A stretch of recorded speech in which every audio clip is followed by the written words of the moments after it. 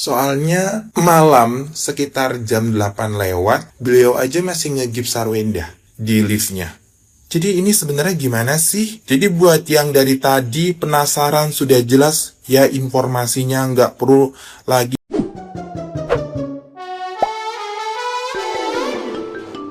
Di tengah sorotan publik terhadap konflik Ruben Onsu dan Sarwenda yang kian pelik, setelah Ruben ditetapkan tersangka kasus penipuan, kekasih Sarwenda, Giorgio Antonio, justru ikut terseret masalah lama setelah pihak Nikita Mirzani kembali buka suara mengungkap lokasi penangkapannya.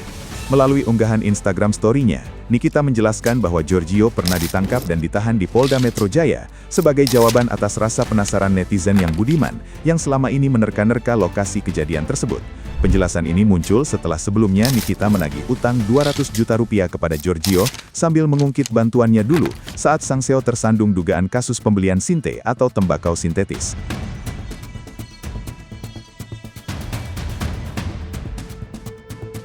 Nikita sebelumnya menceritakan Giorgio sempat berada di sebuah apartemen sebelum melarikan diri lewat tangga darurat menuju Bandung, namun akhirnya berhasil ditemukan dan diamankan polisi di kota tersebut sebelum menjalani penahanan di Polda Metro Jaya.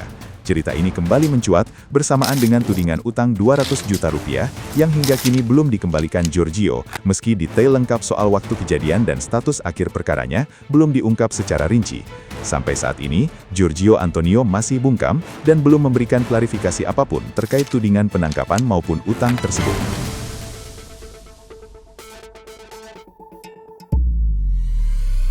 Nah, gimana nih menurut netizen yang terhormat? Silahkan berkomentar ya.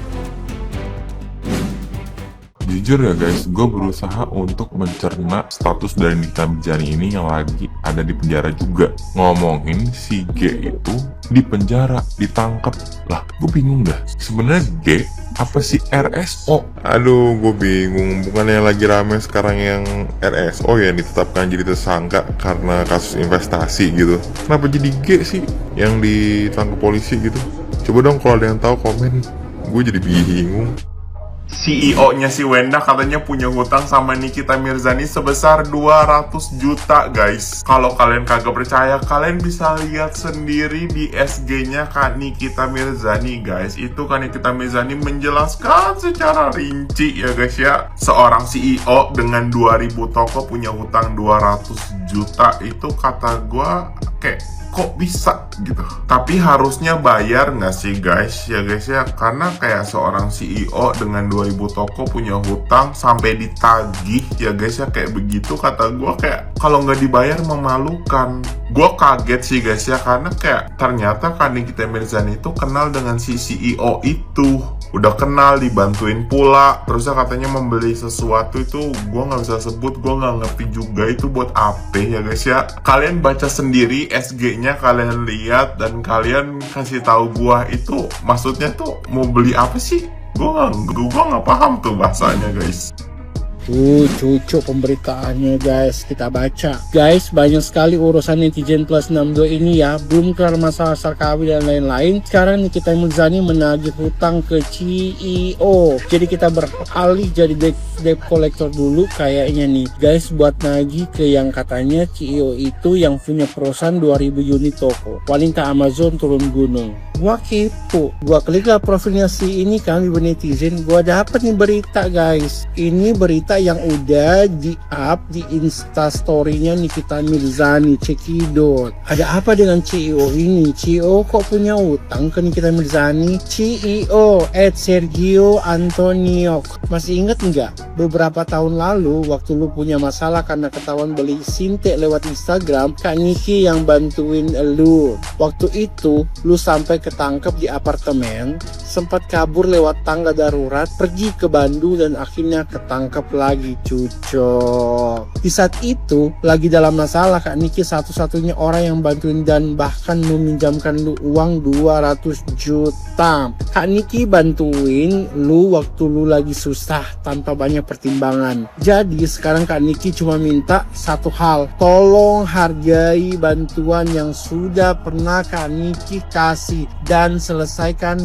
hutang lu. Ya bagaimanapun juga ya guys, namanya hutang harus dibayar lah, ya kan? Ya Allah warga, kabar terbaru sampai daderdor. Tadi sorean mendapatkan kabar bahwa si CEO 2000 toko ditagih sama si Nyai Nikita Mirjani 200 juta. Duit apa? Duit bekas dulu katanya yang dia terjerat kasus sinte, jual beli sinte. Oleng begitu. Ya kan? Nyampe disepil juga katanya di mana kasusnya, pernah dipenjorong di mana? Katanya di Polres Metro Jaya. Disepil. Adalah barusan habis maghrib tiba-tiba dapat informasi Babang RO ya Allah warga ditetapkan menjadi tersangka. Aduh, aing mah menjadi tersangka dugaan kasus penipuan dan penggelapan katanya. Dugaan apa penipuan penggelapan apa sih Po? Yang itu loh yang lagi dulu bisnismu kena. Ya kan, terus banyak tuh komentar tim Roh Halus sampai pada mentereng, pada bahagia banget begitu kan mendengar Babang RO menjadi tersangka. Nyampe ada yang pada komen mana nih ya kan, pendukungnya RO, rombongan RO pada mingkem, pada diam. Begitu malu gara-gara junjungannya dijadikan tersangka. Ini gue masih ada bro, enggak, gue kagak malu Babang RO jadi tersangka begitu ya kan. Dan gue juga insya Allah gue kagak bakalan pergi dari barisan Ruben Onsu begitu ya. Gue akan selalu support Babang RO walaupun dia misalkan dijadikan tersangka terkait kasus apapun itulah ya. Karena gue yakin gue mengikuti hati nurani gue. RO ini tuh orang yang benar-benar baik. Saking baiknya apa? Banyak sekali dimanfaatin sama orang-orang terdekatnya. Banyak sekali dikibul-kibulin sama orang-orang terdekatnya. Ya kan? Bukan sekali dua kali dia dimanfaatin. Bukan sekali dua kali dia terjerat kasus hukum. Yang dilakukan oleh siapa? Oleh orang-orang terdekatnya, kayak karyawannya, mantan karyawannya, ya kan, yang pada nyeleneh tuh, udah dibantu, udah ditolong, begitu, ya kan, pada ngegigit.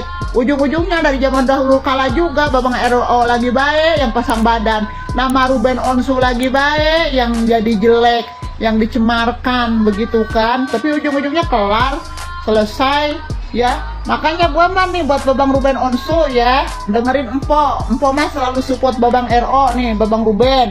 Ya, tetap sabar, tetap istiqomah. Empo mah yakin ya, di balik semua ujian cobaan yang sekarang bertubi-tubi menghampiri seorang Ruben Onsu, disitulah nanti istilah kata mah Babang RO itu bakal diangkat derajatnya. Yang penting mah sabar, tawakal, ikhlas ya Bang ya. Support Empo buat Bang Ruben. Kagak malu, kagak bakalan pindah dari barisan Babang RO. Udah bye. Kabur dari tangga darurat dari apartemen waktu dia hirup sintet. Apa itu sintetik ya? Rokok haram ya. Dia kabur dari rumah susunnya. Terus diminta tolong ke Marijan 200 JT agar dia bisa ditebus. Pasti kasih aparat, kalau nggak matang lo masuk penjara. Sekarang si Marijan ungkit, dulu inget nggak waktu lo kabur dari tangga darurat apartemen? Lo ngirup sintet kan, ngefly lo stres kan? Gue bantu lo sekarang, bantu gue balikin tuh duit. Kasihan lo si Marijan di lapas, dia tuh punya banyak pengeluaran, harus bagi-bagi makanan, bagi-bagi banyak uang, karena kalau nggak bagi-bagi susah diakui say. Pasti juga dia perlu kamar khusus, nggak mungkin satu kamar 50 orang. Dia kan bintang di situ, diakui ya sama semua petugas. Jadi susah sekarang. Lo minta tolong dong, lo ingat kacang lupa kulitnya, sama lo kasih saweran ya. Kacang lupa kulitnya sekarang tetep tenteng gitu, padahal boroknya kelihatan kan. Katanya CEO, kalau CEO itu mau ngeganjot naik first class, naik pesawat ke Amsterdam, itu CEO, bukan di apartemen rumah susun kabur dari tangga darurat. Itu mah cemen banget lo, kroco. Makanya ketahuan kan lo bukan CEO kan, cuma kroco-krocoan doang di tengah susun. Mau ditangkep polela, kabur di tangga darurat. Ih, amit-amit malu ya. Kayak war banget kan, rahasia war. Sama, gak ada bedanya. CEO itu kalau mau dugem, mau ngeganjot, mau fly ke Amsterdam first class, Singapore Airlines gitu. Ternyata pencitraan. Sekarang lo kan udah punya duit kan, dengan saweran, nge-live di rumahnya onsen, pasti banyak duitnya. Ya sudah, bagilah ke Semarijan. Jangan lupa Jangan sombong, sekarang borok kita ketahuan kan? Apa bisa dibanggakan?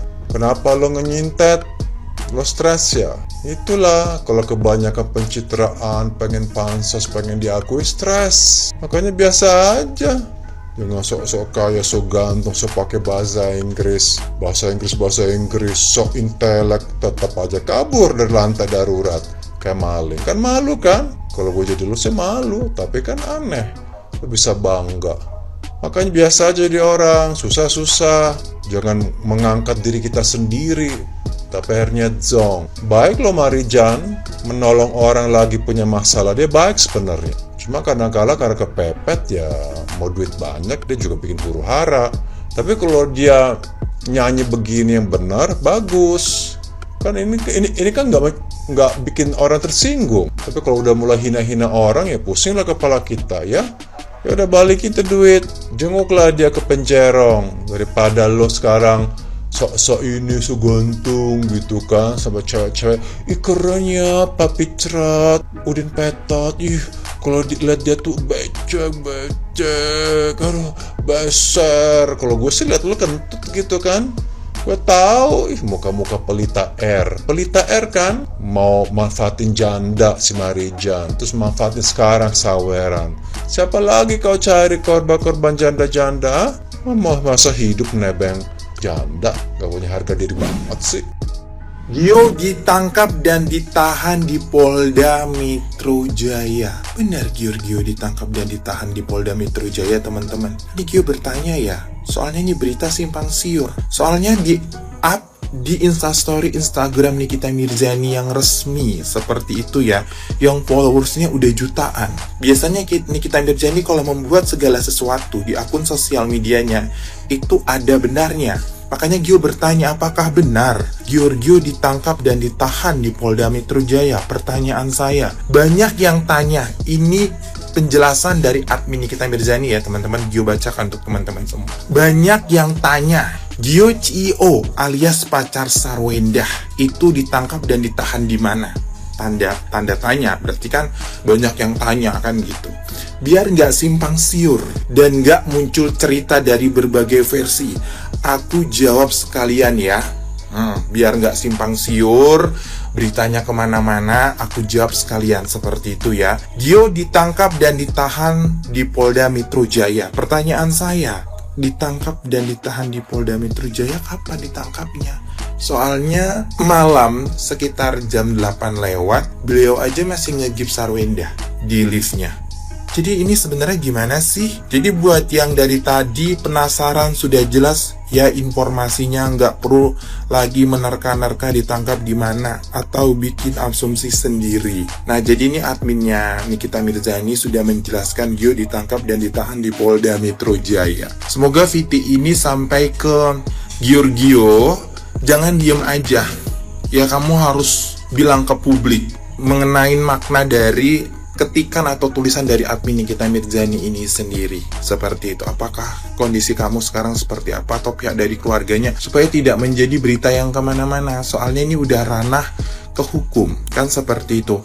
Buat kita-kita yang tentunya mengikuti dirimu mendengarkan berita ini, pasti kita mencari tahu kebenarannya kan, seperti itu. Kalau aku dengar berita gak mudah langsung percaya sebelum yang bersangkutan ngomong sendiri kan, seperti. Jadi kalau ada yang ngomong A, B, C, D, E, karena aku juga influencer dan punya banyak followers dan cukup dikenal seperti itu, jadi aku juga berhak untuk mempertanyakan ini. Soalnya aku di sini tidak memperkeruh, tapi aku mempertanyakan seperti itu ke Giorgio-nya dan ke orang-orang yang kenal. Benar nggak Giorgio ditahan?